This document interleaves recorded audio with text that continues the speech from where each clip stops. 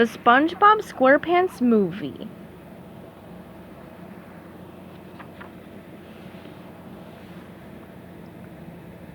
Chapter 9.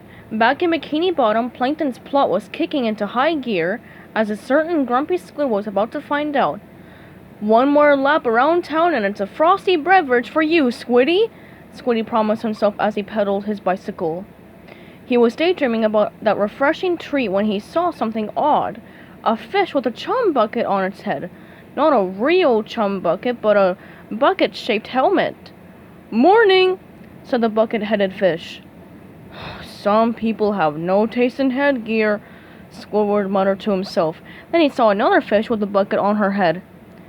"Egads! Must be contagious," Squidward declared. Soon he was seeing chum buckets everywhere. Squidward even saw mother fish pushing a baby carriage full of baby fish wearing buckets on their heads. Squidward was horrified. Babies too? No, that's just hideous for several reasons. At the traffic light, he stopped next to a woman's car. She was also wearing a chum bucket helmet.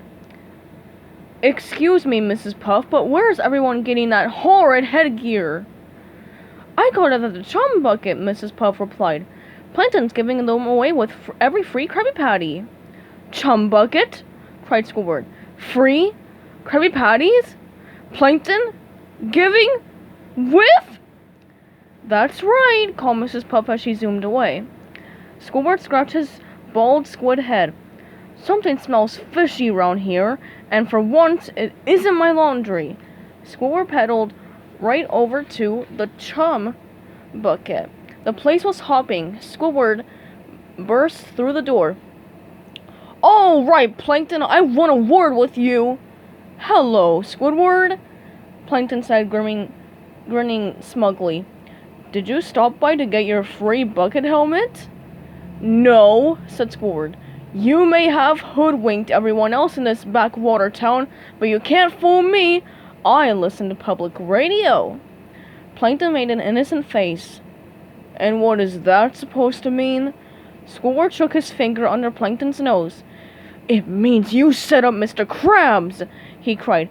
"You stole the crown so Neptune will freeze him and you can finally get your stubby little paws on the Krabby Patty formula. It was you all along!" Plankton gave Squidward a wounded look, but the crusty old squid wasn't buying it. "I haven't solved the whole bucket helmet giveaway part yet, but maybe Neptune and I can get to the bottom of it together," said Squidward, turning to go. "I'm going to go talk to King Neptune right now," he yelled. Then Squidward slammed the door and was gone. "Tell him I said hello," Plankton called.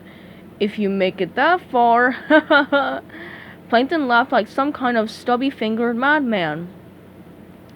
Now it's really time to start the next phase of Plan Z, or the really evil part. He tapped a few keys on Karen the computer. "Helmet brain control activated," Karen said. In every home and every shop all over Bikini Bottom, a strange thing was happening. All those trendy chum bucket helmet hats sitting atop all those heads began to change.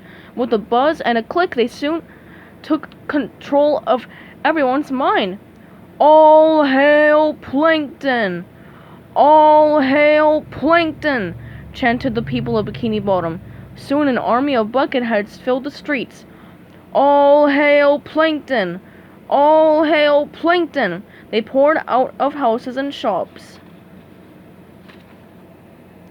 from under rocks, from the reefs, and from the trenches. All the sea life marched together, and they all chanted together, "All hail Plankton!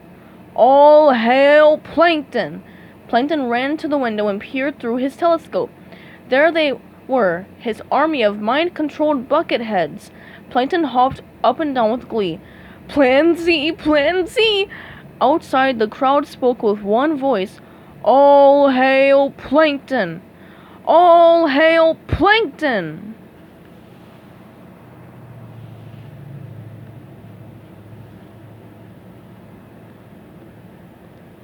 Stay tuned for Chapter 10 coming up soon.